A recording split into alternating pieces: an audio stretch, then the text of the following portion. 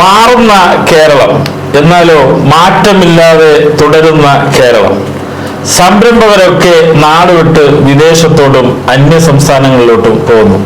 അപ്പോഴാണ് യുവ സംരംഭകനായ അജിത്ത് കൈകോർക്കുക ഒരു നല്ല നാളേക്കായി സംരംഭക യാത്രയിലൂടെ ഏറെ ശ്രദ്ധേയനായ എറണാകുളം കൂത്താട്ടുകുളം സ്വദേശിയായ PA അജിത്ത് നമ്മോടൊപ്പം.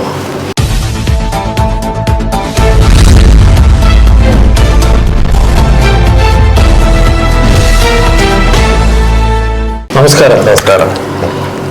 അപ്പോ യുവ സംരംഭകനാണ്.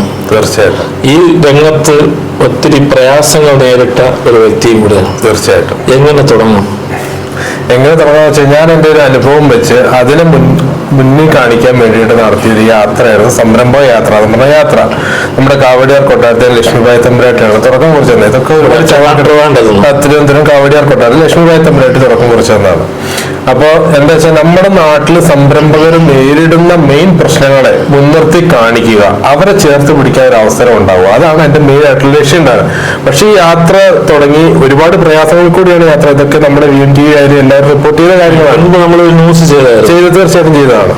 അപ്പൊ എന്താ വെച്ചാൽ അതെല്ലാം നമ്മൾ മറികടന്ന് വന്നു കഴിയുമ്പോൾ ആയിരം ആളുകളാണ് ഇപ്പൊ നമ്മൾ ഓരോ ദിവസങ്ങളും വിളിച്ചുകൊണ്ടിരിക്കുന്നത്. എന്താ വെച്ച് കഴിഞ്ഞാൽ നമ്മുടെ നാട്ടില് സംരംഭകർ നേരിടുന്ന വിഷയങ്ങൾ, എന്തുകൊണ്ട് യുവാക്കൾക്ക് തൊഴിലവസരങ്ങൾ ഉണ്ടാവുന്നില്ല, എന്താണ് നാട്ടിലെ സംരംഭകർ നേരിടുന്ന വിഷയം, എന്തുകൊണ്ട് ഇവർ ഈ രീതിയിലേക്ക് മാറിപ്പോകുന്നു, ഈ കാര്യങ്ങളാണ് ഇപ്പൊ ഇവരെല്ലാം വിളിച്ച് ചർച്ച ചെയ്തുകൊണ്ടിരിക്കുന്നത്. ഒരു ചോദ്യം ചോദിച്ചോട്ടെ, ഈ ഒരു രംഗത്തേക്ക് വരുമ്പോൾ ഈ സംരംഭക യാത്ര എന്നുള്ളത് തിരുവനന്തപുരത്ത് നിന്ന് സ്റ്റാർട്ട് ചെയ്യുമ്പോൾ അജിത്തിനുണ്ടായ എന്തെങ്കിലും ഒരു ദുരനുഭവം ഉണ്ടാവും? ഈ മേഖലയിൽ ഇങ്ങനെ വരാനുണ്ടായ കാരണം? അതെനിക്ക് എൻ്റെ ബിസിനസ്സിൽ സംരംഭം തകർന്നു പോയതിന്റെ കാരണങ്ങൾ എന്തുകൊണ്ടാണെന്നുള്ളത് എനിക്ക് പുറലോകത്തൊക്കെ അറിയിക്കാൻ വേണ്ട. കാരണം നമ്മൾ സംരംഭം തുടങ്ങുമ്പോൾ പറയാം, നമ്മളെ വിശ്വസിച്ച് നിൽക്കുന്ന ഒരുപാട് ഇൻവെസ്റ്റേഴ്സ് ഉണ്ടാവും, നമ്മുടെ കൂടെ നിൽക്കുന്ന ഒരുപാട് തൊഴിലാളികൾ ഉണ്ടാവും, നമ്മളെ ഡിപ്പെൻഡ് ചെയ്യുന്ന ഈവൻ നമ്മുടെ കുടുംബങ്ങളടക്കം ഉണ്ടാവും. ഒരു സംരംഭം നമ്മൾ സ്റ്റാർട്ട് ചെയ്യുമ്പോൾ നമ്മളോടൊപ്പം എല്ലാവരും ഉണ്ടാവും. ഏതെങ്കിലും ഒരു കാരണവശാൽ നമുക്കൊരു തകർച്ച വന്നു കഴിയുമ്പോൾ നമ്മളെ ചേർത്ത് പിടിക്കാൻ ആരും ഉണ്ടാവില്ല. പിന്നെ നമ്മൾ പ്രശ്നങ്ങൾക്കും പ്രശ്നങ്ങളാവും, പിന്നെ നാട്ടുകാർക്കും വീട്ടുകാർക്കും എല്ലാം കൊള്ളരുതാത്തവരായി നമ്മൾ മാറ്റി നിർത്തപ്പെടുന്ന ഒരു അവസ്ഥയാണ്. അങ്ങനെ ഒരു അവസ്ഥയിലേക്ക് മാറ്റി നിർത്തപ്പെടുന്ന ഒരാളല്ല ഒരു ബിസിനസ്മാൻ എന്ന് പറഞ്ഞാൽ. അവൻ അവന്റെ സ്വന്തം വിയർപ്പും കഷ്ടപ്പാടും അധ്വാനം എല്ലാം സ്വന്തം നാട്ടിൽ ഇൻവെസ്റ്റ് ചെയ്യാൻ വരുമ്പോൾ അവനെ ചേർത്ത് പിടിക്കേണ്ടത് ഈ സമൂഹം കൂടിയാണ്. എങ്കിൽ മാത്രമേ നമ്മുടെ നാട്ടിൽ തൊഴിലവസരമുള്ളൂ. അങ്ങനെ വരുന്ന ഒരുത്തന്നെ ഇതുപോലെ ആട്ടിപ്പായിക്കുന്ന ഒരു സമൂഹം അല്ല ഇനി വരേണ്ടത് എന്ന് എന്നിൽ കൂടെ എനിക്ക് കാണിക്കുക എന്നതാണ് ഞാൻ ആദ്യമേ ഉദ്ദേശിച്ചിറങ്ങിയത്. പക്ഷെ ഉദ്ദേശിച്ചിറങ്ങിയപ്പോഴാണ് എന്നെ പോലെ ആയിരം ആളുകൾ, അത് ചെറുതും വലുതുമായിട്ടുള്ള ആളുകൾ ഉണ്ടെന്ന് മനസ്സിലായി. ഞാൻ പുറലോകത്തോട് എന്താണോ പറയാൻ ആഗ്രഹിച്ചത് മറ്റുള്ളവർ പറയാതിരുന്നു, പക്ഷെ ഇപ്പോൾ പലരും പറയാൻ ആഗ്രഹിച്ചു വരികയാണ്. അപ്പൊ അങ്ങനെയുള്ള ബിസിനസ് സംരംഭകർ നേരിടുന്ന പ്രശ്നത്തെ എനിക്ക് പുറലോകത്തെ അറിയിക്കണം. അതിനു വേണ്ടിയിട്ടാണ് വീണ്ടും നമ്മൾ വിളിച്ചപ്പോൾ ഇന്നിവിടെ വരാനും ഞാൻ റെഡിയായത് അത് തന്നെയാണ്. നമ്മുടെ അനുഭവം, ഇത്രയും ദിവസത്തെ യാത്രയുടെ അനുഭവമാണ് ഇപ്പൊ പറയുന്നത്. അപ്പൊ സംരംഭക യാത്ര തുടങ്ങി എവിടെ എത്തി? ഇപ്പൊ തിരുവനന്തപുരത്ത് നിന്ന് കാവടിയാർ കൊട്ടാരത്തിൽ നിന്നാണ് നമ്മൾ തുടങ്ങിയത്. ഏകദേശം 1 മാസത്തോളം തിരുവനന്തപുരം ജില്ലയും ബാക്കി 3 മാസം കൊണ്ട് നമ്മൾ കാസർഗോഡ് എത്തത്തക്ക രീതിയിലാണ് പരിപാടി പ്ലാൻ ചെയ്തത്. പക്ഷെ ഓരോ ദിവസവും ഈ ഓരോ കാരണം നമുക്ക് യാത്രയ്ക്ക് കുറച്ച് തടസ്സം വന്നു. എന്നിരുന്നാലും നമ്മൾ പൂർവാധി ശക്തിയായിട്ട് ഇപ്പൊ മുന്നോട്ട് പോവുകയാണ്. അപ്പൊ ഈ യാത്ര തലസ്ഥാനത്ത് നിന്ന് തുടങ്ങിയപ്പോ ഉണ്ടായ അനുഭവങ്ങൾ എന്ന് പറഞ്ഞാൽ ഞാൻ ആദ്യം ഇത് പ്രതീക്ഷിച്ചത് എന്റെ സങ്കടങ്ങളായിരുന്നു ആദ്യം. പക്ഷെ ഇത് മറ്റുള്ളവരുടെ സങ്കടത്തിലേക്കും അതിന്റെ ഭാഗമാക്കാൻ ചെന്ന് കഴിഞ്ഞപ്പോൾ എനിക്ക് അതിൽ കൂടുതൽ സന്തോഷങ്ങളാണ് സാധാരണ മറ്റു സംഘടനകൾ ഏറ്റുവാങ്ങേണ്ടി വന്നുള്ളതാണ്. മറ്റുള്ളവരുടെ സങ്കടങ്ങൾ തീർച്ചയായിട്ടും. കാരണം വെച്ചാല് നമ്മുടെ മലയാളികൾക്ക് ഒരു സ്വഭാവമുണ്ട്, ഒരു കാരണവും നമ്മൾ പുറത്തേക്ക് പറയത്തില്ല. അപ്പൊ മറ്റുള്ളവരെല്ലാം ഈ കാര്യങ്ങൾ അറിഞ്ഞിട്ടുണ്ടാവും, പക്ഷെ നമ്മളിത് പറയത്തില്ല.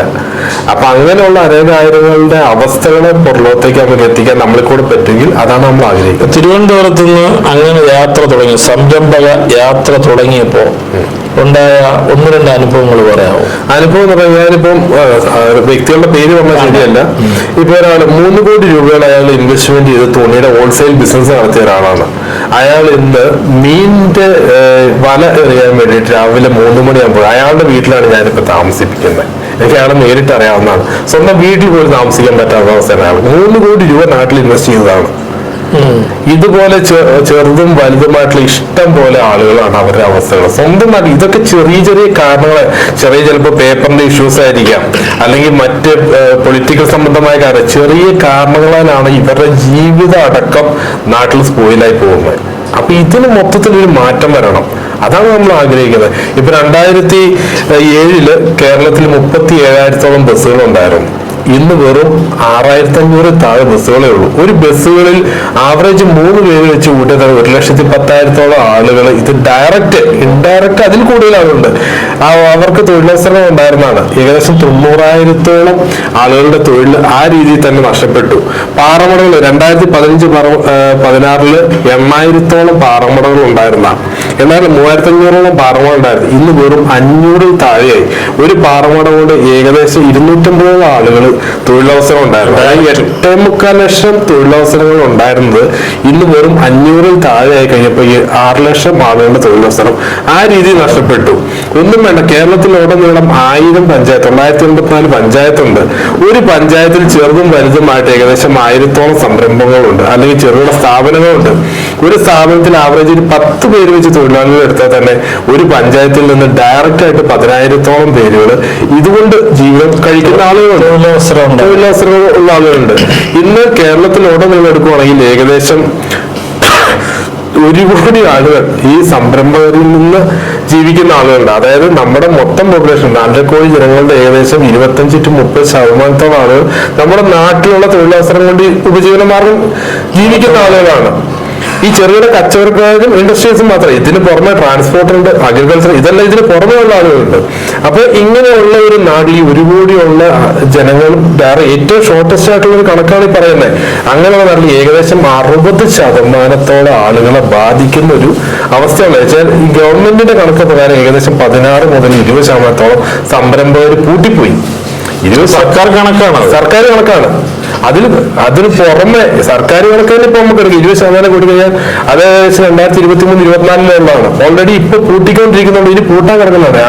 അങ്ങനെ വരികയാണ് ഏകദേശം 60% എന്ന് പറയുമ്പോൾ ഏകദേശം 60 ലക്ഷത്തോളം ആളുകളുടെ വരുമാന സ്രോതസ്സുകൾ നഷ്ടപ്പെട്ട് അവര് പെരുവഴിയിലേക്ക്, കടം കൊണ്ട് പെരുവഴിയിലേക്ക് ഇറങ്ങുന്നത്. ഒരു സംരംഭം നടത്തി കഴിയുമ്പോൾ അവൻ ലക്ഷങ്ങൾ കഴിയുമ്പോൾ ബാങ്ക് ലോണുകൾ എടുത്താൽ, പ്രൈവറ്റ് സെക്ടറിൽ നിന്ന് ലോണുകൾ എടുക്കാം, വസ്തു വെക്കുന്നവരുണ്ട്, എല്ലാം ഉണ്ടാവും. ചിലപ്പോൾ വീട്ടിലുള്ള എല്ലാം കൊണ്ടത് പണയം വെച്ചിട്ട് വരുന്നുണ്ടാവും.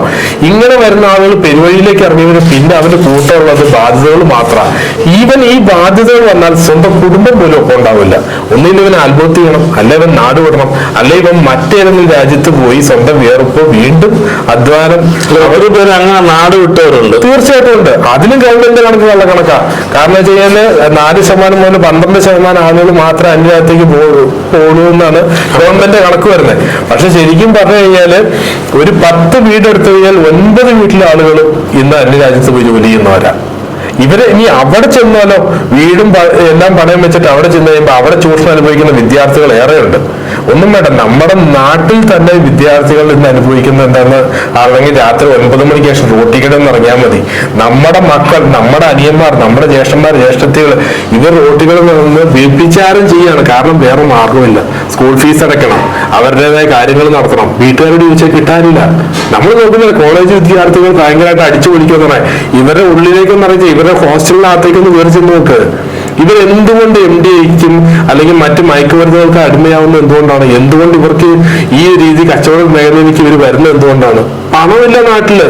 എന്ത് ചെയ്തിട്ടാണേലും കുറച്ച് പൈസ ഉണ്ടാക്കണമെങ്കിൽ എന്തൊരു മൈൻഡ് ഉണ്ടാവുന്നു. തീർച്ചയായിട്ടും അങ്ങനെ ആ രീതിയിലേക്ക് അവർ എത്തിപ്പെടുകയാണ്. നമ്മുടെ നാട്ടില് ഇതിനെല്ലാത്തിനുള്ള അവസരം നമ്മുടെ നാട്ടിലുണ്ട്. അതായത് നല്ല രീതിക്ക് വരാനുള്ള അവസരമുണ്ട്. പക്ഷെ നമ്മുടെ ഉദ്യോഗസ്ഥരും നമ്മുടെ ഗവൺമെന്റുകളും നമ്മുടെ സർക്കാരുകളും ഒരു ചെറിയ, അവർക്ക് 1 രൂപ പോലും മുടക്കില്ല. ഉള്ള സിസ്റ്റത്തെ ഒന്ന് ഏകീകരിപ്പിച്ച് മുന്നോട്ട് പോയി കഴിഞ്ഞാൽ തീരാവുന്ന വിഷയമുള്ളൂ. ചെയ്യാത്തത് കൊണ്ടാണ് എനിക്ക് മനസ്സിലാവില്ല. കാരണം വെച്ചാൽ ഇത്രയും വിഷയങ്ങൾ ഉണ്ടായിട്ട് എന്തുകൊണ്ട് ജനങ്ങൾ ഇതിനെതിരെ രംഗത്തിറങ്ങുന്നില്ല? അതല്ലെങ്കിൽ നമ്മുടെ സർക്കാരുകൾ ഇതിനെതിരെ രംഗത്തിറങ്ങി മാറി മാറി വരുന്ന സർക്കാരുകൾ, സ്റ്റാർട്ടപ്പ് മിഷനുകൾ, ഇതുപോലുള്ള യുവ സംരംഭകര് അല്ലെങ്കിൽ പുതിയ പുതിയ സംവിധാനങ്ങൾ രൂപപ്പെടുത്തി വരുമാന മാർഗം, സ്വയം തൊഴിൽ വായ്പകൾ, ഇങ്ങനെയൊക്കെ ഒത്തിരി കാര്യങ്ങൾ പറയുന്നുണ്ട്. ഇപ്പൊ കഴിഞ്ഞ ദിവസം ഒരു ചാനലിന്റെ പേര് പറയുന്നില്ല, ആ ചാനലില് നമ്മുടെ ഗവൺമെന്റിന് ഒരു അംഗീകാരം കിട്ടിയിട്ടുണ്ട്. അതായത് സംരംഭകർക്ക് അനുകൂലമായ സാഹചര്യമാണ് കേരളത്തിൽ നിന്നും പറഞ്ഞ നമ്പർ 1 എന്നും പറഞ്ഞിട്ട് അവാർഡ് കിട്ടിയിട്ടുണ്ട്. ആ അവാർഡിൽ അവർ കറക്റ്റായിട്ട് പറയുന്നുണ്ട് 50 കോടി രൂപ മുകളിൽ മുതൽ മുടക്ക് കേരളത്തിൽ മുതൽ മുടക്കുന്നവർക്ക് ഒരാഴ്ചക്കുള്ളിൽ എല്ലാവിധ ലൈസൻസുകൾ കൊടുക്കുന്നതാണ് സർക്കാർ കൊടുക്കുന്നതാണ്. അപ്പൊ ഈ 50 കോടി രൂപയ്ക്ക് താഴെ വരുന്നവര് അവരുടെ അവസ്ഥ എന്താണ്? വെട്ടിക്കട മുതല്, മുറുക്കാൻകട മുതല് ഇടുന്ന ആളുകള്, തുണിക്കട ഇടുന്നവരുണ്ട്, മീൻ കച്ചവടം ചെയ്യുന്നവരുണ്ട്, ഇങ്ങനെയുള്ള സാധാരണ ആളുകളെ അപ്പൊ ഇവര് ഏത് രീതിയിലാണ് കാണുന്നത്? അതിനകത്ത് ഈ വലിയ സംരംഭകർ എന്ന് പറയുന്നത് മാള് പോലുള്ള സംസ്കാരങ്ങൾ വളർന്നു വരുന്നതാണ്. ഈ സംസ്കാരങ്ങൾ വരുമ്പോൾ ഒരു മാളിനോട് 5 കിലോമീറ്റർ ചുറ്റളവ് എടുത്തു കഴിഞ്ഞാൽ എത്രയോ ചെറുകിട സ്ഥാപനങ്ങൾ കൂട്ടിപ്പോണ്ട്. രണ്ടാമത് എന്റെ ഇത്ര ദിവസത്തെ യാത്രയിൽ നിന്ന് എനിക്ക് മനസ്സിലായത് നമ്മുടെ രാഷ്ട്രീയക്കാരാണ് ഏറ്റവും കൂടുതൽ സ്ഥാപനങ്ങളെ നിർത്തലാക്കി കളയുന്നത്. ഒന്നില്ലെങ്കിൽ അവരുടെ പിരിവുകളായിരിക്കാം, അല്ലെങ്കിൽ മറ്റു രീതിയിലുള്ളവരുടെ ബുദ്ധിമുട്ടുകളായിരിക്കും, അല്ലെങ്കിൽ അവരുടെ എന്താ ലാഭേച്ഛയ്ക്ക് അനുസരിച്ച് നിന്നില്ലെങ്കിൽ അവർ പകരം വീട്ടുന്ന ആൾ, അങ്ങനെ കുറെ കൂട്ടി പോകുന്നവരുണ്ട്. ഇതൊക്കെ ചെറുകിട ആളുകളെയാണ്, അല്ല വൻകിട ഒരുത്തരം ബാധിക്കുന്നില്ല. ഇപ്പൊ ഇവര് തന്നെ പറയണ 50 കോടി, ഒരു സാധാരണ 50 കോടി എന്തായാലും യൂസ് ചെയ്യാൻ പറ്റില്ലല്ലോ. 50 കോടി മുകളിലുള്ളവർക്ക് ലൈസൻസ് നൽകും, ഒരാഴ്ചക്ക് ലൈസൻസ് നൽകും. പറയുന്നത് തന്നെ വമ്പം കുത്തക ഭീമന്മാരെ സഹായിക്കില്ല. ഇപ്പൊ അതാ കേരളത്തിൽ നടന്നുകൊണ്ടിരിക്കുന്നത്. അതായത് നമ്മൾ പൂർണ്ണമായിട്ട് ഒരു കൺസ്യൂമർ സ്റ്റേറ്റ് ആയിട്ട് മാറ്റുകയും ഒരു അടിമത്തത്തിലേക്ക് എത്തിക്കുകയും ചെയ്യുകയാണ്. നിലവിൽ എങ്ങനെയാണല്ലോ. അല്ല അതാണ്. പക്ഷെ എനിക്ക് ഇപ്പോൾ അല്പം ഇതിന് എന്തുകൊണ്ട് പുറം ലോകത്തേക്ക് എത്തിക്കുന്നില്ല, അല്ലെങ്കിൽ ഇതിനു വേണ്ടി എന്തുകൊണ്ട് നമ്മുടെ യുവാക്കൾ, നമ്മുടെ കേരളത്തെ സംബന്ധിച്ച് എന്തിനും ഒറ്റക്കെട്ടായിട്ട് നിൽക്കാൻ നമുക്ക് കഴിയും. പക്ഷെ ഒരു പ്രശ്നം വന്നു കഴിയുമ്പോഴാണ് ഞാനെപ്പോഴും വളരെ ഇതായിട്ട് പറഞ്ഞു, ഒരു പ്രശ്നം വന്നു കഴിയുമ്പോൾ പ്രോത്സാഹനം, ഇപ്പൊ ഒരാൾ മരിച്ചു 5 ലക്ഷം 10 ലക്ഷം വെച്ച് കൊടുക്കുന്നുണ്ട്. ഞാൻ പറയുന്ന പ്രോത്സാഹന സമ്മാന. ഇപ്പൊ അങ്ങനെ ഈ പല വ്യവസായികളും പറയണേ കേട്ടിട്ടുണ്ട്, എടാ ഒന്നുമില്ലെങ്കിൽ വണ്ടി ഇടിച്ച് ഏതായാലും വെള്ളത്തിൽ പോയി ചാവുക, സർക്കാർ കാശ് തരും, അല്ല സിനിമാക്കാർ കാശ് തരും. ഇതൊക്കെ പബ്ലിസിറ്റിക്ക് വേണ്ടിയിട്ടാ. ഇവൻ ജീവിച്ചിരിക്കുമ്പോൾ കൊടുക്കണ്ടേ? ഇവൻ തകരാതിരിക്കുക, ഏതൊരു സംരംഭമായാലും ഏതൊരു വ്യക്തികളായാലും അവൻ തകരാതിരിക്കാനല്ല നോക്കണ്ടേ. തകർന്നു കഴിഞ്ഞിട്ട് അതിനെ കൊട്ടിഘോഷിക്കാൻ വേണ്ടി നടന്നിട്ട് വലിയ കാര്യമുണ്ടോ? അപ്പൊ അങ്ങനെ ഒരു സമൂഹം ആ ഒരു ട്രെൻഡായി കഴിഞ്ഞു. അതിനെ എല്ലാം ഒരു മാറ്റം വരുത്തി നമ്മുടെ നാട്ടിൽ നമ്മുടെ യുവാക്കൾക്കും യുവതികൾക്കും, ഇന്ന് ഏതൊരു യുവാക്കളോട് എവിടെയാണ് നിനക്ക് ജോലി വേണ്ടേ, അല്ലെ എങ്ങോട്ട് പോകാൻ പ്ലാൻ എന്ന് ചോദിച്ചാൽ കേരളം ഒരു മനുഷ്യൻ പറയില്ല. യുകെയും കാനഡയും അമേരിക്കയൊക്കെ പറയും. മാത്രമല്ല തീർച്ചയായിട്ടും അത് നമ്മൾ ബംഗാളിലും ആസാമിലും എന്ന് പറഞ്ഞാൽ അവര് പറയും കേരളത്തിൽ വന്നാൽ മതി എന്ന് പറയും. രണ്ടാമത്തെ കേസ് ഈ കേരളം ഇപ്പൊ ആൾക്കാർ ചോദിക്കുന്നുണ്ട്, എല്ലാരും ചോദിക്കുന്ന ചോദ്യമാണ്, 45 ലക്ഷത്തോളം ആളുകൾ വന്ന് കേരളത്തിൽ ജോലി ചെയ്യുന്നു, എന്തുകൊണ്ട് കേരളത്തിലെ യുവാക്കൾക്ക് തൊഴിലില്ല? അന്യ സംസ്ഥാനക്കാർ വരുന്നതോ? ഈ അന്യ സംസ്ഥാനക്കാരെ നമ്മൾ അങ്ങോട്ട് ഡിപ്പെൻഡ് ചെയ്യുക. അന്യ സംസ്ഥാനക്കാരെന്ന് പറയാൻ പാടില്ല, അതിഥി തൊഴിലാളികളാണ്. എന്തും ആയിക്കോട്ടെ, തീർച്ചയായിട്ടും അവർ മനുഷ്യരാണ്. അവന് രാവിലെ 8 മണിക്ക് വിളിച്ച് വൈകിട്ട് 5 മണി ആകുമ്പോഴേക്കും അവൻ 1000-1200 ആയിക്കൊണ്ട് പോവുകയാണ്. അവനെ അങ്ങോട്ടേക്ക് ഡിപ്പെൻഡ് ചെയ്യാണ്. നമ്മുടെ നാട്ടിലുള്ളവർ ഇതൊരു പ്രോപ്പർ സിസ്റ്റം വന്നു കഴിഞ്ഞാൽ അവരെ പ്രോത്സാഹിപ്പിക്കുന്നത് നമ്മൾ മലയാളികളാണ്. മലയാളികൾ നമ്മുടെ അവസ്ഥകളോട് ഇപ്പൊ ഞാൻ പറഞ്ഞൊരു ഹോട്ടൽ നടത്തുന്നവരായിക്കോട്ടെ, എന്ത് സ്ഥാപനമായാലും ആദ്യം പോയി നോക്കുന്നത് പണിക്കാർക്ക് കിട്ടണം ബംഗാളികൾ ഉണ്ടോന്നാണ് നോക്കുന്നത്. മലയാളികൾ ഒന്നാമത് ഒരു പണിക്ക് വരത്തില്ല, വന്നു കഴിഞ്ഞാൽ തന്നെ അതിലേറെ കൂടുതൽ പ്രശ്നം. ട്രേഡ് യൂണിയനുകൾ ഇതുപോലൊരു അവസ്ഥ. നമ്മുടെ സംരംഭം ഞാൻ മനസ്സിലാക്കി ഏറ്റവും വലിയ ശാപമാണ് ട്രേഡ് യൂണിയനുകൾ. ഞാൻ ആരും മോശമായിട്ട് പറഞ്ഞതല്ല, നല്ല ആളുകളും ഉണ്ടായിരിക്കാം. പക്ഷെ ഒരു ട്രേഡ് യൂണിയനുകളും ഒരു സ്ഥാപനം തുറപ്പിച്ചതായിട്ട് ഒരു ചരിത്രമില്ല, പൂട്ടിച്ചതായിട്ട് അനേകായിരം ചരിത്രങ്ങളുണ്ട്. നമ്മളത് അന്യ സംസ്ഥാനക്കാരുടെ കാര്യം പറഞ്ഞപ്പോൾ ഒരു ചെറിയൊരു കമന്റോടെ പറയേണ്ടി വരും. നമ്മുടെ നാട്ടിൽ നിന്ന് പുറത്ത് മറ്റു സംസ്ഥാനങ്ങളിലേക്കൊക്കെ മുൻകാലത്ത് ജീവിതമാർഗം തേടിപ്പോയ ആൾക്കാർ ഒത്തിരി പേരുണ്ട്. അവിടെ പോയാൽ അവിടുത്തെ ഭാഷ പഠിക്കാതെ നമുക്ക് അവിടെ പച്ചവെള്ളം പോലും കുടിക്കാൻ കഴിയില്ല എന്ന് പറഞ്ഞു കേട്ടിട്ടുണ്ട്. ഇപ്പൊ നമ്മുടെ നാട്ടില് ഹിന്ദി പഠിക്കാതെ നമുക്കൊരു കടയിൽ നിന്ന് പച്ചവെള്ളമായി കുടിക്കാൻ പറ്റാതെ ആ ഒരു സാഹചര്യത്തിലേക്ക്. പക്ഷെ ഇത്രയൊക്കെ വന്നിട്ട് പോലും എന്തുകൊണ്ട് നമ്മുടെ നാട് മാറുന്നില്ല? അതായത് നമ്മൾ ശരിക്കും പറഞ്ഞാൽ ഇന്ന് കേരളത്തിൽ ഒരു ക്യാൻസർ ബാധിച്ചേക്കുവാണ്. അതായത് എന്താ പറയുക, നമ്മളെ സർവാധിപത്യം എന്ന് പറയാൻ പറ്റില്ല, ജനാധിപത്യം എന്നും പറയാൻ പറ്റില്ല. ഇത് എങ്ങനെയാണ് ഈ നാട് പോകുന്നത്? അതായത് മൊത്തം വിൽക്കുവാണ്. അതായത് ജനങ്ങളെ അടക്കം എല്ലാ മേഖലയും, ആരോഗ്യ മേഖല പൂർണ്ണമായും പോയി. ആരോഗ്യ മേഖല, അഗ്രികൾച്ചർ സെക്ടർ, ട്രാൻസ്പോർട്ടിംഗ് സെക്ടർ, എന്താ പറയാനുള്ളത്? പിന്നെ ബാറുകാരുടെ അവസ്ഥയോ എല്ലാ ആളുകളും ഇത് തന്നെയാണ്. അതായത് പ്രോപ്പർ നമ്മുടെ നാട്ടിലാണ് നടക്കുന്നത്. കുറച്ച് ലോട്ടറി നടക്കുന്നുണ്ട്, കുറച്ച് പിന്നെ ബിവറേജസ് നടക്കുന്നുണ്ട്. ഈ രണ്ടും മതിയോ നമുക്ക്? നമ്മുടെ നാട്ടിൽ തൊഴിലവസരങ്ങൾ വരണ്ടേ? അല്ലെങ്കിൽ നമ്മൾ സാധാരണ ആള് കിറ്റക്സ് ആംസാർ അവര് പോയി, അവര് കേരളം ശരിക്കും പറഞ്ഞു കഴിഞ്ഞാൽ 300 കോടി രൂപ മുകളിൽ ടാക്സ് 300 കോടി രൂപ മുകളില് അവര് ടാക്സ് കെട്ടിക്കൊണ്ടിരുന്നവര് 300 കോടി രൂപ നമ്മുടെ ഖജനാവിലേക്ക് വരേണ്ട പൈസയാണ്. ഇപ്പൊ ഇയാൾ എന്തെങ്കിലും തെറ്റ് ചെയ്തൊരു മനുഷ്യനായിരുന്നെങ്കിൽ എന്തുകൊണ്ട് വരെ മറ്റു സംസ്ഥാനക്കാർ സ്വീകരിച്ച് ഇത് ചൈനയെ പോലും തോൽപ്പിക്കുന്ന രീതിയിൽ അവരുടെ കമ്പനി ഇന്ന് വളർന്നു. നമ്മുടെ കേരളത്തിൽ വരുന്നതല്ലേ, നമ്മളത് ശരിക്കും അഭിമാനം പറയേണ്ടതല്ലേ.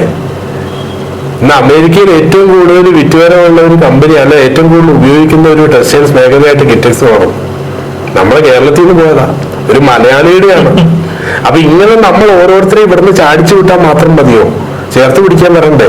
അല്ല, ഈ ഇങ്ങനെ ഒത്തിരി ഇതിന് രാഷ്ട്രീയമില്ല, രാഷ്ട്രീയമോ അല്ലെങ്കിൽ മറ്റു വിവേചനങ്ങളോ ഇല്ലാതെ മാറി മാറി വരുന്ന സർക്കാരുകൾ, ഇവിടുത്തെ പൊളിറ്റിക്കൽ പാർട്ടീസ്, ഇവരുടെയൊക്കെ ഒരു ആധിപത്യം ഈ സംരംഭകർ അകന്നു പോകുന്നതിലുണ്ട് എന്ന് താങ്കൾ പറഞ്ഞു. 100%. അപ്പോ അതിലേക്ക് നയിക്കുന്ന ഘടകങ്ങൾ എന്തായിരിക്കും? ഇതിൽ ഞാൻ മനസ്സിലാക്കി കൊടുത്തോളം ഒരു MLA ആയാലും ഒരു മന്ത്രി ആയാലും ആയിരക്കണക്കിന് ആൾക്കാർ അല്ലെങ്കിൽ ലക്ഷക്കണക്കിന് ആൾക്കാർ വോട്ട് ചെയ്തിട്ടാണ് ഒരു MLA ഒരു മന്ത്രി വരുന്നത്. ഈ ഒരാൾ വിചാരിച്ചു കഴിഞ്ഞാൽ ഇത്രയും ആൾക്കാരെ ബുദ്ധിമുട്ടിലാക്കുക, ഇതൊന്നും നേരെ തിരിഞ്ഞു തീരാവുന്ന വിഷയമുള്ളൂ. 10 മിനിറ്റ് നമ്മുടെ നാട്ടിലെ ആളുകൾ റോട്ടിൽ ഇറങ്ങി നിന്ന് കഴിഞ്ഞാൽ തീരാവുന്ന വിഷയം ഈ നാട്ടിലുള്ളൂ. അതായത് നമുക്ക് വേണ്ട 1947 സ്വാതന്ത്ര്യം കിട്ടിയെന്ന് പറയുന്നു. മേൽമുണ്ട് പോലും ഇടാതിരുന്ന ഒരു മനുഷ്യൻ നേടിത്തന്ന സ്വാതന്ത്ര്യം. പക്ഷെ ഇന്നെന്താ, അടിവസ്ത്രം വരെ അഴിച്ച് നമ്മൾ മറ്റുള്ളവർക്ക് കാഴ്ചവെച്ച് ഓരോ കാര്യങ്ങൾ നടത്തിയെടുക്കേണ്ട ഒരു അവസ്ഥയിലേക്ക് കാലം മാറിപ്പോയി. എന്നിട്ടും നമ്മൾ മലയാളികളിൽ നിന്നും അഹങ്കരിച്ചുകൊണ്ട് നടക്കും. എന്താ നമുക്ക് അഹങ്കരിക്കാനുള്ളത്? നമ്മുടെ നാട്ടിൽ നമുക്ക് എന്തെങ്കിലും സുരക്ഷിതത്വം ഉണ്ടോ? നമ്മുടെ സ്ഥലത്തിന് സുരക്ഷിതത്വം ഉണ്ടോ? നമ്മുടെ ജീവിതത്തിന് സുരക്ഷിതത്വം ഉണ്ടോ?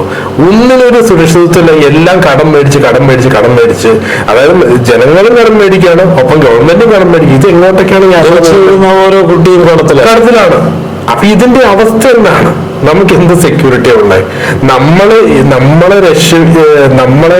രക്ഷിക്കും അല്ലെങ്കിൽ നമ്മളെ സേവ് ചെയ്യും എന്നൊരു വിശ്വാസത്തിന്റെ പുറത്താണ് നമ്മളെ ഓരോ ആളുകളെ നമ്മൾ ജയിപ്പിച്ചു വിടുന്നത്.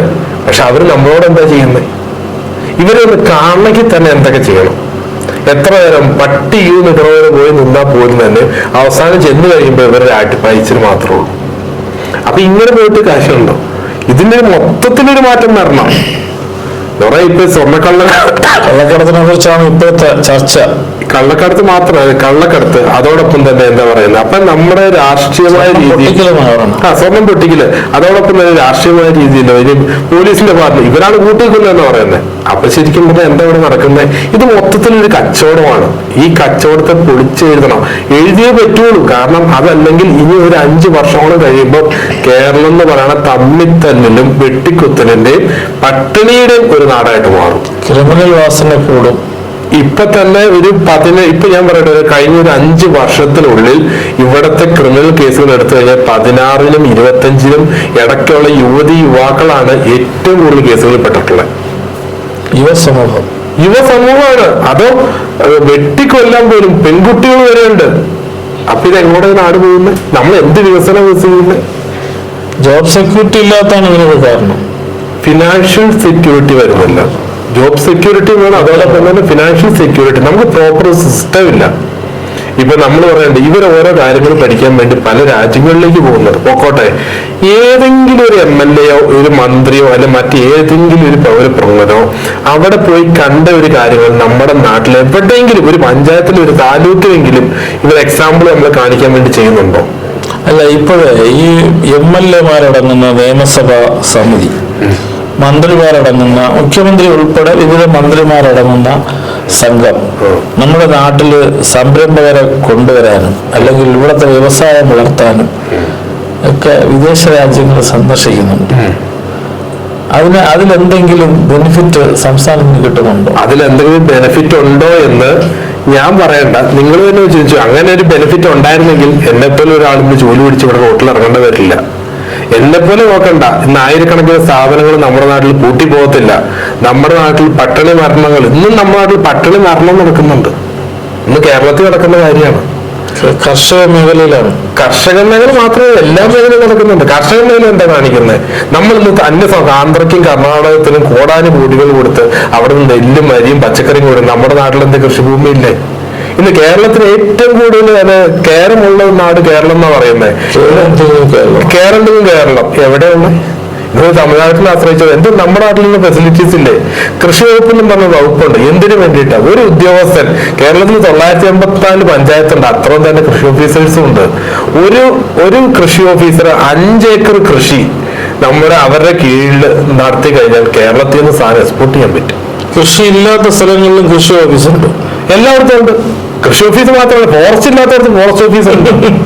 ഫോറസ്റ്റ് ഇല്ലാത്ത നാട്ടിൽ പോലും ഫോറസ്റ്റ് ഓഫീസ്. അതായത് ഇവർക്ക് കെട്ടുപിടിക്കാനും ഇവരുടെ ആളുകൾക്ക് ജോലി കൊടുക്കാനും തിരികെ കയറ്റാനും വേണ്ടിയിട്ട് എല്ലാ സാമ്രാജ്യവും ഇവർ റെഡിയാക്കിയിട്ടുണ്ട്. സാധാരണ ആളുകളിലേക്ക് ഇതൊന്നും എത്തിപ്പെടുന്നില്ല. എന്ത് വേണം ചെയ്തോട്ടെ, പക്ഷെ നമ്മൾ സാധാരണക്കാരെ നമ്മൾ നിർത്തണം, അല്ലെങ്കിൽ അവരെ നമ്മൾ സേവ് ചെയ്യാൻ പറ്റണം. ഇപ്പൊ സൗദി പോലെയുള്ള രാജ്യങ്ങള്, ഏകാധിപത്യമായ രാജ്യങ്ങളിൽ എവിടെ പോയി നോക്കുന്നു? അവരുടെ അവസ്ഥ എന്താണ്? ഒരു രാജാവ് ഭരിക്കുന്നൊരു കാലമാണത്. അപ്പൊ അവരവിടെ എവിടെ നിൽക്കുന്നു, നമ്മളിവിടെ എവിടെ നിൽക്കുന്നു? ദുബായിൽ നിന്നൊക്കെ ആളില്ല, ഡ്രൈവറിലെ കാറ് പറത്തി തുടങ്ങി, ആകാശക്കട പറത്തി തുടങ്ങി, റോട്ടിക്കട മാത്രമല്ല. നമ്മളിപ്പോഴും സിനിമാ നടിമാരുടെ പുറകെയും അല്ലെങ്കിൽ മറ്റു സീരിയൽ നടന്മാരുടെ പുറകെയും ഹേമ കമ്മീഷൻ ഇത് ഒരു TV തുറന്നിട്ട് നമ്മുടെ 10 വയസ്സ് 12 വയസ്സായ കുട്ടികളെ നിർത്തി കാണിക്കാൻ പറ്റുമോ? ഇതൊക്കെ ഇതിന്റെയൊക്കെ അർത്ഥം എന്താണ്? ശരിക്കും പറഞ്ഞാൽ നമ്മുടെ ശ്രദ്ധ തിരിച്ചു വിടാൻ വേണ്ടിയിട്ട് ഒരു പങ്കില്ലേ ഞാൻ ഉൾപ്പെടുന്ന സമൂഹം? മീഡിയാസ് ശരിക്കും പറഞ്ഞ ഒരു 10 മീഡിയ ഇതിനു വേണ്ടി ഇറങ്ങി തിരിച്ചു കഴിഞ്ഞാൽ ഒരുപാട് പ്രശ്നങ്ങൾ തരും.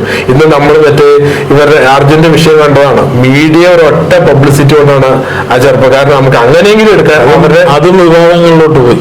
അല്ല, അത് നമ്മുടെ മതം രീതിയാണല്ലോ, മലയാളികളുടെ രീതിയാണല്ലോ. അവരെ ഒത്തൊരുമിച്ച് നിൽക്കുകയും ചെയ്യും, പക്ഷെ വിവാദങ്ങൾ സൃഷ്ടിക്കും. ഈ വിവാദങ്ങൾ ഉണ്ടെങ്കിൽ മാത്രമേ ഒരു മുന്നേറ്റം ഉണ്ടാവുള്ളൂ. ഇപ്പൊ മനാഫിനെ കണ്ടില്ലേ? മനാഫ് ഇപ്പൊ വിവാദത്തിൽ പെട്ടതുകൊണ്ട് മാത്രമാണ് മുന്നേറി വന്നത്. ഏതൊരു കേസും വിവാദത്തിൽ നിന്നാണ് തുടങ്ങുന്നത്, പിന്നെ അത് എസ്റ്റാബ്ലിഷ്മെന്റിലേക്ക് മാറുകയാണ്.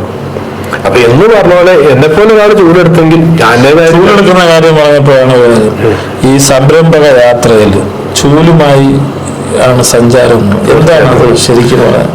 ഈ ചൂലിന് ഞാൻ ആദ്യം എടുത്തതെന്ന് വെച്ചാൽ, എനിക്ക് ഈ യാത്രയോടൊപ്പം ഒരു ഉപജീവന മാർഗം, ഇതെന്റെ ശരിക്കും എന്റെ കച്ചവടം കൂടെ. കാരണം എനിക്കിന് മുന്നോട്ട് വരണമെങ്കിൽ എനിക്ക് ഫിനാൻഷ്യൽ വേണം. എന്നെ വേറെ ആരും സപ്പോർട്ട് ചെയ്യാണ്ട് ഈ യാത്ര മുന്നോട്ട് കൊണ്ടുപോകണമെങ്കിൽ പോലും എനിക്ക് ഫിനാൻഷ്യൽ വേണം. അപ്പൊ ഞാൻ ചൂല് പ്രതിഷേധമായിട്ടാണ് നിൽക്കുന്നത്. കാരണം വെച്ചാൽ നമ്മുടെ നാട്ടിലെ യുവാക്കള് അവരുടെ സ്വപ്നങ്ങളും കഷ്ടപ്പാടും അധ്വാനവും ഈ നാട്ടിൽ വേർപ്പ് ഒഴുക്കിയതിൽ അവർക്കതിന് പ്രതിഫലം കിട്ടുന്നില്ല. അതിന് ഞാൻ അടക്കമുള്ള ആളുകളുണ്ട്.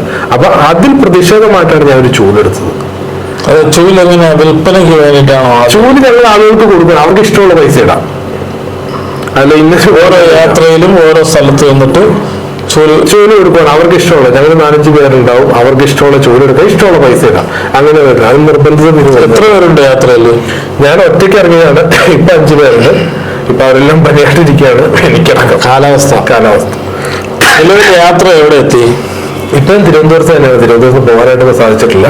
2 ആഴ്ചക്കുള്ളിൽ ഇവിടുന്ന് അടുത്ത് കൊല്ലത്തേക്ക് മാറും. തിരുവനന്തപുരത്ത് യാത്ര തുടങ്ങിയപ്പോ ഇത് കാസർഗോഡേക്ക് പോവുകയാണ്. തീർച്ചയായിട്ടും വലിയ പ്രതീക്ഷ ഉണ്ട്. തീർച്ചയായിട്ടും ഇപ്പൊ പ്രതീക്ഷ കൂടുതലാണ്. എന്നാ ചെയ്യാ, എന്റെ വിഷയത്തോടൊപ്പം തന്നെ ഇപ്പൊ അനേകാര്യങ്ങളുടെ വിഷയങ്ങളും ഇതിന് മുന്നിൽ കൊണ്ടുവന്ന് ഒരു ചെറിയ ചലനെങ്കിലും ആ ചലനം സൃഷ്ടിക്കാൻ പറ്റിയെന്നാണ് എന്റെ വിചാരം. കാരണം നിങ്ങളെപ്പോൾ ആളുകൾ എന്നെ വിളിക്കുന്നുണ്ട്, ഒപ്പം നിൽക്കുന്നുണ്ട്, ഇന്റർവ്യൂകൾ എടുക്കുന്നുണ്ടെങ്കിൽ അത് ഇതിന്റെ ഒരു വിജയം തന്നെയായിട്ടാണ് ഞാൻ കണക്കാക്കുന്നത്. സർക്കാരിന്റെ ശ്രദ്ധയിൽ വന്നോ ഈ സമരം? ഇപ്പൊ എത്തിക്കൊണ്ടിരിക്കുന്നു. ആരെങ്കിലും സർക്കാരിൽ നിന്ന് എന്തെങ്കിലും വിളിയോ ഇടപെടലോ ഉണ്ടായോ? 1-2 ആളുകൾ വിളിച്ചിരുന്നു, പക്ഷെ അതിന് സംഘടനാ രീതിയിലായതുകൊണ്ട് എനിക്ക് അതിനോട് അറിയാം. ഇതിനകത്ത് രാഷ്ട്രീയം കലർത്താൻ ഞാൻ ഉദ്ദേശിക്കുന്നില്ല. അപ്പൊ വിളിച്ചവർക്കൊക്കെ രാഷ്ട്രീയം കലർത്താൻ പ്രതിപക്ഷ സംഘടനകൾ പ്രതിപക്ഷം. പക്ഷെ ഇതിനകത്ത് ഏറ്റവും വലിയ കേസ് എനിക്ക് പേഴ്സണലി എന്നെ സപ്പോർട്ട് ചെയ്ത് മുഴുവൻ ഭരണപക്ഷത്തുള്ളവരാ. കാരണം അവര് പറഞ്ഞ വെച്ചാല് ലോക്കൽ സെക്രട്ടറിമാര് പോലും എന്നെ സഹായിച്ചു. MLA ആണ് ഇപ്പോൾ സർക്കാരിനെതിരെ ശക്തമായ രംഗത്തുള്ളത്. നിവർത്തികേട് കൊണ്ടാ. പുള്ളിയും സംരംഭകനാണ്. പുള്ളി ഒരുപാട് സ്ട്രഗിൾ ചെയ്ത് പുള്ളി പണ്ട് ഒരുപാട് സ്ട്രഗിൾ ചെയ്ത് പുള്ളിയുടെ എല്ലാത്തരം സംരംഭങ്ങളും കൂട്ടി നടുറോഡിൽ ഇറക്കിയ മനുഷ്യനാണ്. എന്നിട്ട് ഇവിടെ നിൽക്കാൻ വരാതെ അയാൾ ആഫ്രിക്കയിൽ പോയി പുള്ളിയുടെ ഏതൊരു നല്ല വായുമന്ത്രി മനുഷ്യൻ ഷെയർകാരനെ കിട്ടി അവിടെ ബിസിനസ് സംരംഭം നടത്തി 10 രൂപ ഉണ്ടായി നാട്ടിൽ തിരിച്ചു വന്നു. അപ്പൊ അയാൾ അനുഭവത്തിൽ നിന്നാണ് അയാൾ വന്നിരിക്കുന്നത്. തീയിൽ കൊടുത്തവൻ വെയിലത്ത് വാടില്ലെന്ന് പറയില്ലേ, അതാണ് പി എന്ന് പറയുന്നത്. ഞാൻ മനസ്സിലാക്കിയെടുത്തോളെ അയാളുടെ രാഷ്ട്രീയം എന്തോ ആയിക്കോട്ടെ, എനിക്ക് അയാൾ പറയുന്ന സംരംഭക യാത്രയുമായി കണക്ട് ചെയ്യാൻ പറ്റുന്ന ഒരു വിഷയവും കൂടിയാണ്. അല്ല, അത് അദ്ദേഹത്തിന് അങ്ങനെ അത്രയും ബോൾഡായിട്ട് നിൽക്കാൻ പറ്റുന്നത് അദ്ദേഹം ഈ നാട്ടിൽ നിന്ന് തിരിച്ചടികൾ ഒരുപാട് നേരിട്ടിട്ടുണ്ട്. ആ തിരിച്ചടിക്ക് മറുപടി പുള്ളി കൊടുക്കുന്നതാണ്. അപ്പൊ അതുകൊണ്ട് പുള്ളിയെ തളർത്താൻ ആരും നോക്കിയാലും കാര്യമില്ല. പുള്ളി പറയുന്നുണ്ടല്ലോ, അങ്ങനെ അറ്റൻ്റെ മരണമല്ലേ ഉണ്ടാവുള്ളൂ. ഞാനും അതന്നെ ആഗ്രഹിക്കുന്നത്. ഈ നാട്ടിൽ നിന്ന് ചെറിയൊരു ചാനലെങ്കിലും ഉണ്ടാക്കിയേ പറ്റുള്ളൂ. ഇനി വരുന്ന തലമുറയ്ക്കെങ്കിലും വേണ്ടിയിട്ട് ഒരു ചാനൽ ഉണ്ടാക്കുക, അതാ ആഗ്രഹിക്കുന്നത്. അപ്പോൾ ഈ യാത്ര കാസർഗോഡ് അവസാനിക്കുമ്പോൾ ഈ സംരംഭക യാത്രയിൽ എന്തെങ്കിലും ഒരു മാറ്റം കേരളത്തിൽ ഉണ്ടാവുമെന്ന് പ്രതീക്ഷിക്കുന്നുണ്ടോ? ഇപ്പോ ഈ യാത്രയുടെ അവസാനം പൂർണ്ണമായിട്ടും ഞാൻ ആഗ്രഹിച്ചതിനേക്കാളും ഒരുപടി മുന്നിലെത്തുന്നുള്ളതാണ് ഇപ്പോഴത്തെ എന്റെ റിസൾട്ട് എനിക്ക് വരുന്നത്. കാരണം ഒരുപാട്, ഞാൻ ആദ്യം പറയല്ലോ, ഒരുപാട് ആളുകൾ നമ്മളോട് സഹകരിക്കാനും ഒപ്പം നിൽക്കാനും അവരുടെ വിഷയങ്ങളെ മുന്നിൽ കൊണ്ടുവരാനും അവർ റെഡിയാവുന്നുണ്ട്. അതോടൊപ്പം തന്നെ നമ്മളോട് സപ്പോർട്ട് ചെയ്യാൻ പല സംഘടനകളും വരുന്നുണ്ട്. അപ്പൊ ഇതിന്റെ ആ ഒരു റിസൾട്ട് ഇപ്പോഴേ തന്നെ കിട്ടിയെന്നാണ് എന്റെ ഒരു പ്രതീക്ഷ. ബാക്കി നമുക്ക് മുന്നിൽ വരുമ്പോൾ കാണാം. അപ്പൊ ഈ യാത്ര ഇപ്പൊ തുടങ്ങിയിട്ടേ ഉള്ളൂ, തലസ്ഥാനത്താണ് നിലവിലുള്ളത്. തീർച്ചയായിട്ടും യാത്ര ഒരു എറണാകുളം, മധ്യ കേരളത്തിലൊക്കെ എത്തുമ്പോൾ വലിയ ഒരു ഈ തരത്തിൽ സംരംഭകരായി പരാജയപ്പെട്ടവർ, അത് ഒത്തിരി കാശ് നഷ്ടപ്പെട്ടവർ, ഇവരൊക്കെ അജിത്തിന്റെ കൂടെ ഉണ്ടാവുമെന്ന് പ്രതീക്ഷ ഉണ്ടോ? ആദ്യം ഞാനിത് ഇറങ്ങി കഴിഞ്ഞാൽ നിങ്ങൾ ആദ്യമേ പറഞ്ഞതല്ലോ, നമ്മുടെ നാട്ടിലൊരു രീതി എന്ന് വെച്ചാൽ നമ്മളൊരു പരാജയപ്പെട്ടു അല്ലെ നമുക്കൊരു ബുദ്ധിമുട്ട് പുറത്ത് പറയാൻ ആഗ്രഹിക്കാത്തവരാണ് മലയാളികൾ. പക്ഷെ ഇപ്പൊ ആ ഒരു രീതികൾ മാറി, എല്ലാവരും ഗതി കിട്ടും. പലരും പുറത്ത് പറയാൻ വേണ്ടിയിട്ട് വെങ്ങലോടെ ഇരിക്കുന്ന ആളുകളാണ്. അതിന്റെ എക്സാമ്പിളാണ് എനിക്ക് വരുന്ന കോളുകൾ. നിങ്ങളിപ്പോഴുള്ള ചാനലുകളിൽ പലരും എന്റെ നമ്പർ കൊടുക്കാറുണ്ട്, ആളുകൾ വിളിക്കാറുണ്ട്, സപ്പോർട്ട് ചെയ്യുന്നുണ്ട്. അപ്പൊ അതൊക്കെ അതിന്റെ പ്രതീക്ഷയാണ്, റിസൾട്ടുമാണ്. അപ്പൊ ആ ഒരു റിസൾട്ടിന്റെ അടിസ്ഥാനത്തിൽ പറയുകയാണെങ്കിൽ തീർച്ചയായിട്ടും ഇവരൊക്കെ എന്നോടൊപ്പം ഉണ്ടെന്ന് തന്നെയാണ് എന്റെ വിശ്വാസം. മലയാളികളെ സംബന്ധിച്ചിടത്തോളം മറ്റൊരു വിഷയമുണ്ട്. നമ്മുടെ ഒരാള് ഇത്തരത്തിൽ പ്രതിഷേധവുമായി രംഗത്ത് വരുമ്പോൾ സപ്പോർട്ട് ചെയ്യാൻ ഫോണിലൂടെ അല്ലാതെയും സപ്പോർട്ട് ചെയ്യാൻ കൂടെ ഉണ്ടാവും. പ്രത്യക്ഷത്തിൽ നിൽക്കുന്ന സ്വഭാവം മലയാളികൾക്ക് കുറവാണ്, ഒരു ധാരണയാണ്. കാരണം നമ്മുടെ നാട്ടിലുള്ള പൊളിറ്റിക്സ്, പിന്നൊന്ന് വിവാഹിക ചിന്താഗതികൾ. ഞാൻ ഈ മൂവ്മെന്റിനോടൊപ്പം നിന്നാൽ മറ്റവരെന്ത് വിചാരിക്കും? തീർച്ചയായിട്ടും അതുണ്ട്. അത്തരത്തിലുള്ള സംവിധാനങ്ങൾ കേരളത്തെ സംബന്ധിച്ചിടത്തോളം വളരെ വലുതാണ്. അപ്പൊ പരസ്യമായി നിന്ന് പലരും നേരിട്ട് നമ്മളെ ഈ മേഖലയിൽ നിൽക്കുമ്പോൾ പലരുമായി ബന്ധപ്പെട്ടപ്പോൾ മനസ്സിലാവുന്ന കാര്യമാണ്. നേരിട്ട് സപ്പോർട്ട് ചെയ്യാൻ എനിക്ക് കുറെ ബുദ്ധിമുട്ടുകളുണ്ട്. നിങ്ങൾ പോകുന്ന വഴി ശരിയായ വഴിയാണ്, അത് അങ്ങേറ്റം വരെ പൊയ്ക്കൊള്ളുക, ഒപ്പം ഉണ്ടാവും. ഒരു 80% ആളുകളും അങ്ങനെ തന്നെയാണ്. എന്നെ വിളിച്ചവരായപ്പോലും ഞാൻ ആദ്യം പറഞ്ഞത്, ഈ ഭരണപക്ഷത്തായിക്കോട്ടെ പ്രതിപക്ഷത്തായിക്കോട്ടെ എന്നെ കൊണ്ട് ആകുന്ന ഞാൻ കാര്യങ്ങൾ ചെയ്തു തരാട്ടോ ഒന്നും പറഞ്ഞു നിൽക്കുന്നവരെ കൂടുതലായിട്ടുള്ളൂ. അത് സത്യം തന്നെയാണ്. പക്ഷെ അല്ലാതെ നിൽക്കുന്ന ആളുകൾ, ഈ വ്യവസായം തുടങ്ങി തകർന്നു നിൽക്കുന്ന ആളുകളുണ്ട്. അങ്ങനെയുള്ള ആളുകളാണ് കൂടുതലും രണ്ടും കൽപ്പിച്ച രീതിയിലേക്ക് അവർ എത്തിക്കപ്പെട്ടതാണ്. ഇവൻ കുടുംബം പോലും ഇല്ലാതെ പെരുവഴിയിൽ എത്തുമ്പോഴാണ് ഇവർ മനസ്സിലാക്കുന്നത് ഇനി എന്താ എന്നൊരു ചോദ്യത്തിന് മറുപടി ഇല്ലാത്ത രീതിയിൽ അവരെ എത്തിച്ചു കഴിഞ്ഞു. അങ്ങനെയുള്ളവർ പിന്നെ എന്തായി? നേരത്തെ പീകേണ്ട കാര്യമാണ്. പുള്ളി അങ്ങേ അറ്റത്ത് പുള്ളിയുടെ എല്ലാ വ്യവസായങ്ങളും തകർന്നൊക്കെയാണ് അന്ന് രണ്ട് അഭിമുഖങ്ങളൊക്കെ പറഞ്ഞത്. അതിനുശേഷമാണ് പുള്ളി പരസ്യമായ രംഗത്ത് വരുന്നത്. തീർച്ചയായിട്ടും. അപ്പൊ അത്തരത്തിലുള്ള കുറെ പേര് രംഗത്ത് വരും, കൂടെ ഉണ്ടാവും. 100% ഇപ്പോഴത്തെ റിസൾട്ട് അതാണ്. അത് തന്നെയാണ് പ്രതീക്ഷിക്കുന്നത്. പിന്നെ നിങ്ങളെപ്പോലുള്ള എല്ലാവരും ഉണ്ടാവണം, അത് തന്നെയാണ് ഞങ്ങളും ആഗ്രഹിക്കുന്നത്. നമ്മുടെ നാട്ടില് നമ്മുടെ വിയർപ്പിന്റെയും കഷ്ടതയുടെയും അധ്വാനത്തിന്റെയും ആ ഒരു ഫലം നമുക്ക് നേടിയെടുക്കാൻ പറ്റണം. നമ്മൾ ആരും മാറ്റി നിർത്തപ്പെടേണ്ടവരല്ല, നമ്മുടെ സമൂഹത്തിന് മുന്നിലേക്ക് വരേണ്ടവരാണ്. നമുക്ക് എന്താണോ പ്രശ്നങ്ങൾ, നമുക്ക് എന്താണോ പറ്റിയത്, നമ്മളെ ചേർത്ത് പിടിക്കാനുള്ള ഒരു പ്ലാറ്റ്ഫോം ഈ നാട്ടിൽ നമ്മൾ തന്നെ ഉണ്ടാക്കിയെടുക്കുക. അല്ലാതെ മറ്റു രീതിയിൽ ഉണ്ടാവുന്നുള്ള പ്രതീക്ഷ ഇതുവരെ ഇല്ല, ഇനി അങ്ങോട്ട് ഉണ്ടാവുന്നുള്ള പ്രതീക്ഷയിൽ പോവുകയാണ്. ഒരു കാര്യം ശരിക്കും പറയാൻ പറ്റുന്ന കാര്യമാണെന്ന് അറിയില്ല, ഈ വെളിപ്പെടുത്തിയ സംരംഭകരിൽ മലയാളികളായിട്ടുള്ളവരിൽ ശരിക്കും വലിയ സംരംഭകർ ഉണ്ടോ? അങ്ങനെ ആരെങ്കിലും? തീർച്ചയായിട്ടും. ഇപ്പൊ പാറമട അസോസിയേഷൻ തന്നെ അതല്ലേ. ഇപ്പൊ അവർ 3500ഓളം പാറമടകൾ ഉള്ളത് ഇന്ന് വെറും 400 സംതിങ് പാറമടകളായി മാറി. അതുപോലെ പ്രൈവറ്റ് കോളേജുകൾ ചുരുങ്ങി തുടങ്ങി. അതുപോലെ പ്രൈവറ്റ് ബസ് ഓണേഴ്സ് 37,000 പേരുണ്ടായിരുന്ന വെറും 6500ലേക്ക് ചുറ്റി പെരുകി. അതായത് നമ്മുടെ നാട്ടിലെ സംരംഭകർ എല്ലാവരും പല പ്രശ്നങ്ങളും നേരിട്ടുകൊണ്ടിരിക്കുകയാണ്. പല പ്രശ്നമല്ല, 90% ആൾക്കാർ പ്രശ്നത്തിൽ തന്നെയാണ്. അപ്പൊ ചെറിയ ആളുകൾ മുതൽ വലിയവർ വരെ എല്ലാവരും ഒരേ രീതിയിലാണ് പോകുന്നത്. ചെറിയവന്റെ പ്രശ്നം, വലിയവന്റെ പ്രശ്നം. അല്ല, ഈ പൊളിറ്റീഷ്യന്മാര് അല്ലെ മന്ത്രിമാര് അല്ലെങ്കിൽ MLA നേരത്തെ സൂചിപ്പിച്ചതോട് കണക്റ്റഡ് ചോദ്യമാണ്. അവര് ഇത്തരക്കാരെ സഹായിക്കാതെ മറ്റു ലോബികളുമായി ചേർന്നുകൊണ്ടാണ് കേരളത്തിലെ ഇത്തരം സംരംഭകരെ നിരുത്സാഹപ്പെടുത്തുന്നത്. തീർച്ചയായിട്ടും 100% സത്യം. അവർക്കുള്ള ബെനിഫിറ്റ് എന്താണ്? ഇവർക്ക് ബെനിഫിറ്റ് ഉള്ളത് ഒന്ന്, ഇവരുടെ ബിനാമിമാരുടെ പല സംരംഭവും ഇന്ന് കേരളത്തിന് പുറത്തുണ്ട്. അതിന് ഏറ്റവും വലിയ എക്സാമ്പിൾ ആണ് പാറമട. നമ്മുടെ ഇന്ന് കേരളത്തിൽ ഇത്രയും പാറമടകൾ കൂട്ടിക്കിടക്കുമ്പോൾ ഇന്ന് തമിഴ്നാട്ടിൽ നിന്ന് സാധനം അഡീഷണൽ, അതായത് 32 രൂപ 36 രൂപ വില ഉണ്ടായിരുന്നത് ഇന്ന് 56 എത്തി. അപ്പൊ ഇവരാരെ സഹായിക്കാൻ വേണ്ടിയിട്ടാണ്? നാട്ടിൽ എത്രത്തോളം വണ്ടി, കണ്ടെയ്നറുകൾ, അതുപോലെ ട്രക്കുകളുള്ളവര്, കിറ്റാച്ചി ഉള്ളവരുകള്, ഇതൊന്നും ഈ നാട്ടിൽ നടക്കുന്നില്ല. ഇതൊക്കെ ഇപ്പം അന്യനാട്ടില് വ്യവസായങ്ങളായി മാറി. അതിനു വേണ്ടിയിട്ടുള്ള ജിയോളജി ഡിപ്പാർട്ട്മെന്റ് പോലുള്ള ഡിപ്പാർട്ട്മെന്റ് ഇവിടുത്തെ ഈ പറഞ്ഞ ഖനനത്തിന് വേണ്ടിയിട്ടുള്ള കാര്യങ്ങൾ ചെയ്തു കൊടുക്കേണ്ടവരാണ്. അവർ വരെ മറ്റവരുടെ ഭാഗമാവുകയാണോ? തീർച്ചയായിട്ടും അവർ വരെ കോളമായി മാറുമല്ലേ. ഒന്നും വാങ്ങുന്നില്ലെങ്കിൽ ഒന്നും ഇല്ലാത്തവർ ഒരു സുപ്രഭാതത്തിൽ വെക്കുന്ന കോടികൾ മാറിക്കൊണ്ടിരിക്കുക.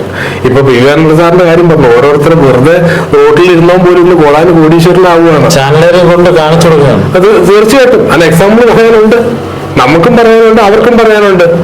കാരണം വെച്ചാൽ ഇന്ന് ഒരു സംരംഭം തുടങ്ങിക്കഴിഞ്ഞാൽ അവന് 5 വർഷം കൊണ്ട് ഒന്നുമില്ലാതെ വട്ടപൂജ്യത്തിലാണ്. അതേസമയം വെറുതെ നിൽക്കുന്നവൻ ഇതിന് കീപ്പായിട്ട് നിൽക്കുന്ന ആളുകൾ അങ്ങനെ തന്നെ പറയണം. ഇവർക്ക് വേണ്ടി കീപ്പ് ബിനാമി വിൽപ്പന മാത്രമല്ല, കീപ്പോണിന് വേണ്ടി ചെയ്യുന്നവൻ നാളെ കോടീശ്വരന്മാരാണ്. അപ്പൊ അത് അങ്ങനെയുള്ളവർ മാത്രം വളർത്തിയിട്ടൊരു കാര്യമില്ല. അവരെ വളർത്തുകയല്ല ചെയ്യണ്ടേ. നമ്മുടെ നാട്ടിലേക്ക് വേണ്ടി ഞാനൊരു കാര്യം, നമ്മള് ഒരു ഫ്ലൈറ്റിന് വേണ്ടി പോകുമ്പോൾ ഏതൊക്കെ രീതിയിൽ ബെൽറ്റ് വരെ അയച്ചു നോക്കുന്നുണ്ട്. അങ്ങനെ നോക്കുമ്പോൾ ശരിക്കും പറഞ്ഞു കഴിഞ്ഞാൽ ഈ എയർപോർട്ടുകൾക്കെതിരെ കേസ് കൊടുക്കണം. എന്റെ നല്ലൊരു അഡ്വക്കേറ്റ് ഉണ്ടായിരുന്നേ, ഞാൻ ഈ എയർപോർട്ടുകൾക്കൊക്കെ എതിരെ കേസ് കൊടുത്തേനെ. കാരണം നമ്മളൊരാള് ഇവിടുന്ന് മറ്റൊരു സ്ഥലത്തേക്ക് പോകുമ്പോൾ എയർപോർട്ടിൽ 100 കണക്കിന് ചെക്കിങ്, അടിവസ്ത്രം വരെ പോയി ചെക്ക് ചെയ്യുന്നുണ്ട്. അങ്ങനെ ചെക്ക് ചെയ്യുമ്പോൾ എന്തുകൊണ്ട് ഈ സാധനം ഇത്രയും വലിയൊരു മെറ്റൽ ഈ സാധനം നമ്മുടെ നാട്ടിലേക്ക് തിരിച്ചു വരുന്നു? അപ്പൊ ഇവർ എന്ത് ചെക്കിങ് ആണ്? അപ്പൊ സാധാരണക്കാരെ പെടുത്തുകയും മറ്റുള്ളവർക്ക് വേണ്ടി ഇവർ ഈ വിധപ്പണി ചെയ്യുകയും ചെയ്യല്ലേ എന്ന്. ആ അഡ്ജസ്റ്റ്മെന്റിൽ അവർ അനുഭവിക്കണം. സാധാരണക്കാരന്റെ അടിപൊളി ഇവരെ അയച്ചു നോക്കുന്നുണ്ടല്ലോ. ഒരു സെറ്റിപ്പന്നെ വെച്ച് സാരിയുടെ പുറകെ കുത്തിക്കഴിഞ്ഞാൽ അത് വരെ അയച്ചു നോക്കും, തുണി വരെ അഴിപ്പിക്കും. ഇവരുടെ അടുത്ത് നിന്നില്ലല്ലോ. ഭൂമിഭാഗത്തെ അവിടെ 1 കിലോ സ്വർണം വരെ കൊണ്ടുവരുന്നു പറയുന്നത്. അത് ഇവരുടെ ഇല്ലായിരിക്കോ? ഏത് 1 ഗ്രാം പോലും ഇല്ലാതെ സെറ്റിപ്പിന്നെ വരെ അയച്ചു നോക്കുക. എന്നിട്ട് 1 കിലോ സ്വർണ്ണം ഇത് വരുന്നത്. അപ്പൊ ഇവർക്കെതിരെ കേസ് കൊടുക്കണ്ടേ? എന്റെ അഡ്വക്കേറ്റ് ഇല്ലാത്തതുകൊണ്ട്, അല്ലെ പണ്ടേ ഞാൻ കൊടുത്തേനെ. പുറകെ നിൽക്കാൻ ആളും ഇല്ലാത്തതുകൊണ്ടാണ്. അഡ്വക്കേറ്റ് മാത്രം ഉണ്ടായിട്ട് കാര്യമില്ല. വലിയൊരു സംവിധാനത്തിനെതിരെ പോരാടുമ്പോൾ ഒരു ഒറ്റയാൻ പോരാട്ടം എങ്ങെത്തും എന്നുള്ളതിന്റെ പോരാട്ടത്തിലുള്ള ഏറ്റവും വലിയ ഈസി എന്ന് പറഞ്ഞു കഴിഞ്ഞാൽ നമുക്ക് ആരും നോക്കേണ്ട കാര്യമില്ല. നമുക്കൊരു മൊത്തത്തിലൊരു കൂട്ടായ്മ ഉണ്ടെങ്കിൽ പലരുടെ ഒപ്പീനിയൻ നോക്കേണ്ടി വരും. ഇത് ഞങ്ങളെപ്പോലുള്ള ആളുകളുടെ ഏറ്റവും വലിയ വിഷയം എന്ന് വെച്ചാൽ ഞങ്ങൾക്ക് മുകളിൽ ആകാശം താഴെ ഭൂമിയാ. ഞങ്ങൾ ആ രീതിയിൽ എത്തിച്ചു കഴിഞ്ഞു. ഇനി ഫൈറ്റ് ചെയ്യാന്നുള്ളത് മാത്രമേ ഉള്ളൂ. ആ ഫൈറ്റ് ചെയ്ത് അവസാനം വരെയും വിജയം നേടുക. ബാക്കി മുന്നോട്ടുള്ള ദൈവത്തിന്റെ കയ്യിലാണ്. ആ രീതിയിൽ എത്തിക്കുകയാണ്. അജിത്ത് എന്ത് സംരംഭമാണ് തുടങ്ങി പരാജയപ്പെട്ടത്? ഞാൻ Piravom Mithram mini super market 2017 മുതൽ 2021 വരെ ഞാൻ ചെയ്തതാണ്. മീ പ്രൊഡക്ട്സ് ലേബർ കോൺട്രാക്ട് ഉണ്ടായിരുന്നു. ഏകദേശം 1 വർഷത്തോളം അത് ചെയ്തു. അതോടൊപ്പം തന്നെ കേരളത്തിൽ 26ഓളം ഫ്രാഞ്ചൈസീസ് ഉണ്ടായിരുന്നു. ഈ ബീഫ് ബഫല്ലോ പ്രൊഡക്റ്റിന്റെ ആയിട്ട് ഇതെല്ലാം എല്ലാം വിട്ടു. എത്ര നഷ്ടം ഉണ്ടായാലും ഏകദേശം 5 കോടി രൂപയോളം. അതിന് മുകളിലുള്ള പണിയെടുത്ത് ഉണ്ടാക്കിയതും പോയി, അത് കൂടാതെ തന്നെ കയ്യിലുള്ളതും പോയി. 2017 65 സ്റ്റാഫ് ഉണ്ടായിരുന്നു. Piravam Mithram mini super market മീ പ്രൊഡക്ട്സ് ലേബർ കോൺട്രാക്ട്, അതോടൊപ്പം തന്നെ Mannuthy veterinary college meat plant ഉണ്ട്, അതും ഞാൻ തന്നെ ചെയ്തുകൊണ്ടിരുന്നു. ഈ തകർച്ചയുടെ ഇത് തുടങ്ങുന്നത് എവിടെ മുതലാണ്? തകർച്ചയെന്ന് വെച്ച് കഴിഞ്ഞാല് ആദ്യം ഒന്ന് നോട്ട് നിരോധനം വന്നു.